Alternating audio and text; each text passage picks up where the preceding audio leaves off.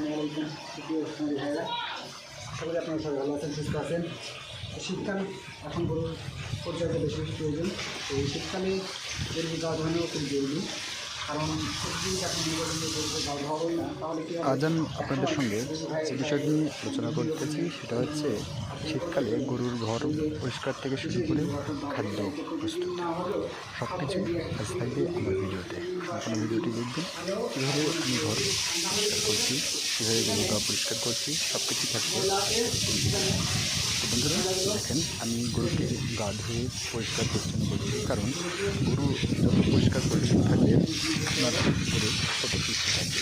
গরুর পায়ের জাতি সব কিছুই একবারে পরিষ্কার পরিচ্ছন্ন রাখার চেষ্টা করবেন।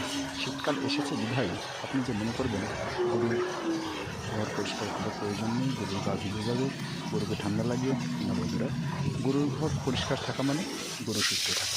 তো এই জন্যই গরুর ঘর, গরুর পা, গরুর গা সবসময় পরিষ্কার পরিচ্ছন্ন থাকবে।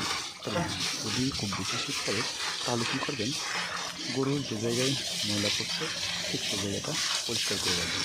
এক কথায় বের হয়ে হোক গরুর গা বা গরুর ঘর পরিষ্কার পরিচ্ছন্ন রাখার চেষ্টা করবেন।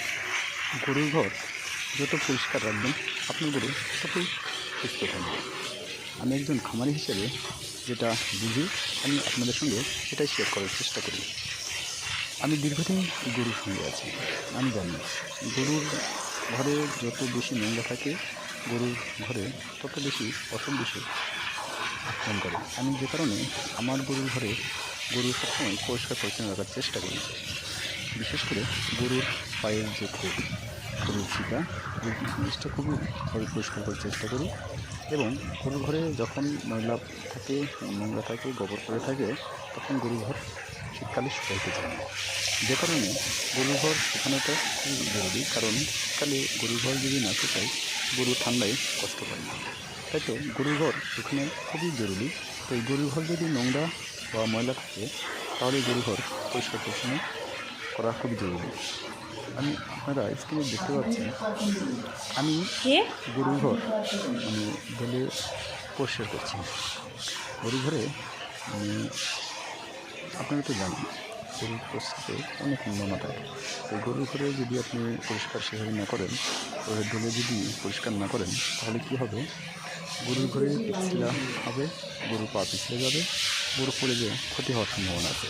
তো যে কারণে আমি যখনই গরুর ঘর পরিষ্কার করি তখনই এভাবে ডলে ডলে এই নোনাগুলো বা আয়রনগুলো তুলে দেওয়ার চেষ্টা করি, যাতে পিছলটা না হয়, গরুর পা যেন পিছলে না যায়। তো এখন বর্তমান শীতকাল, আমাদের উত্তর এলাকা প্রচুর পরিমাণে শীত।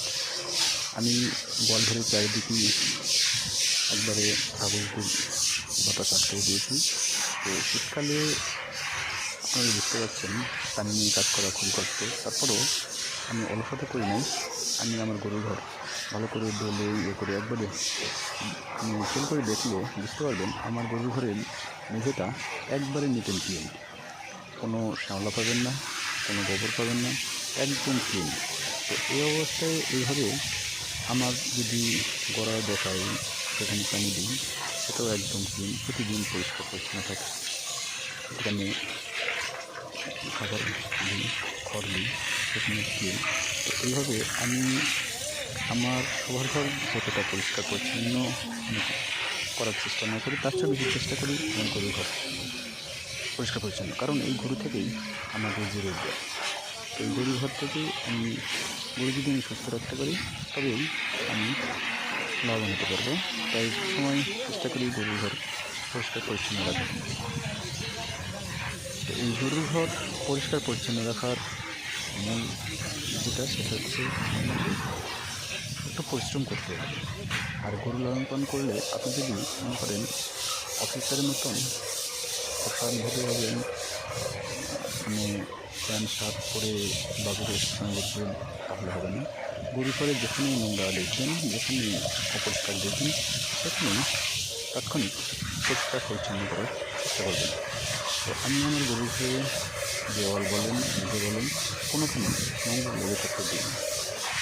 তো আমার এই ঘরে আমি দীর্ঘ কয়েক বছর হলো গরু লালন করছি।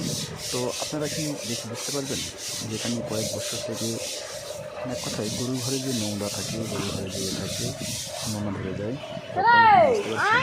আমার মনে হয় গরু ঘরে যখনই ঢুকবো তখনই মনে হবে আমি ঠিক করে কয়েক বছর হয়ে গেছে। আমি এই খামারের সঙ্গে সেই ছোটোবেলা থেকেই আছি। বিশেষ করে আমার আব্বু যখন আমাদের কাজ করতো, গরু লালন পালন করতো, তার সঙ্গে থেকেই আমার এই গরুর সাথে কথাই বলতে পারেন ছোটোবেলা থেকেই গরুর প্রতি ভালোবাসা। তো ছোটোবেলা থেকেই গরুর সঙ্গে আমি আছি, গরুর সঙ্গে ভালো লাগে। তো আমার ভিডিও যদি আপনাদের এতটুকু ভালো লেগে মানে হাট থেকে কিনে আনবেন তখন থেকে আপনাকে চিন্তা করতে হবে আপনি কতদিনের জন্য গরু লালন পালন করবেন, আপনি কতদিনের জন্য এটাই লালন পালন করতে হবে, এটা আপনার মানে ধারণা থাকতে হবে। তো আপনি যখন গরু কিনে নিয়ে আসলেন, নিয়ে আসার পরেই তার আপনি মানে ইয়ে করতে পারবেন না, কিছু কাজ কমপ্লিট করতে হয়। সেটা হচ্ছে এই রাখার জন্য যে কাজগুলো আছে, যে টিকাগুলো আছে, টিকাগুলো দিয়ে গরু যখন সুস্থ হয়ে যাবে তখন থেকেই আপনাকে গরুকে মানে পর্যাপ্ত পরিমাণে খাবার দিতে হবে, তা না হলে মোটা তাজা হবে না। আপনি হঠাৎ করে খাবার দিবেন আর গরু মোটা তাজা হয়ে যাবে তা নয়। যে কারণে আপনাকে গরু কিনে আনার পরেই শুরু করতে হবে মোটা তাজার জন্য মানে সমস্ত কাজ শুরু করবেন।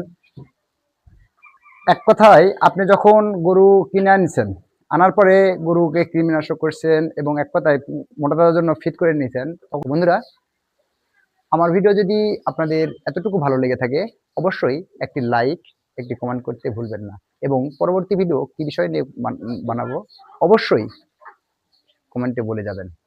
ধন্যবাদ সবাইকে, আসসালামু আলাইকুম।